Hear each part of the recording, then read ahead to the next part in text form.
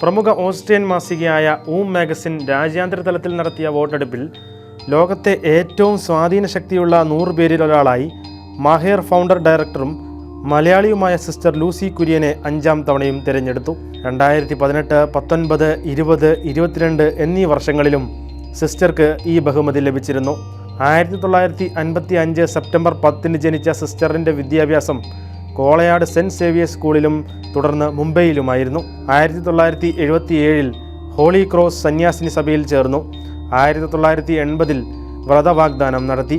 വിവിധ ചൂഷണങ്ങൾക്കിരയായ സ്ത്രീകളെ സഹായിക്കാൻ ഹോളി ക്രോസ് കോൺവെൻറ്റിലെ സിസ്റ്റർ നോയിലിൻ പിൻഡോ സ്ഥാപിച്ച ഹോപ്പ് എന്ന സംഘടനയിൽ 1989 ചേർന്നു.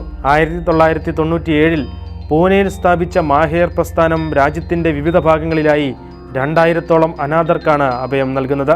എറണാകുളം ജില്ലയിൽ മുളന്തുരുത്തിക്കടുത്ത് പെരുമ്പിള്ളിയിൽ നിരാലംബരായ ആൺകുട്ടികളുടെയും പെൺകുട്ടികളുടെയും അമ്മ വീട്, മുതിർന്ന പെൺകുട്ടികളുടെ മാഹേർ സ്നേഹകിരൺ, പുരുഷന്മാരുടെ മാഹേർ സ്നേഹകിരൺ, മാഹേർ സ്നേഹതീരം എന്നീ സംരക്ഷണ കേന്ദ്രങ്ങൾ പ്രവർത്തിക്കുന്നു. 2017 sister Lucy Kurian interfaith association for service to humanity and nature എന്ന സംഘടന പൂനെയിൽ സ്ഥാപിച്ചു.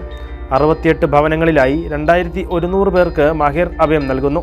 സംസ്ഥാന, ദേശീയ, അന്തർദേശീയ തലത്തിൽ 265 അവാർഡുകൾ ലഭിച്ചിട്ടുണ്ട്.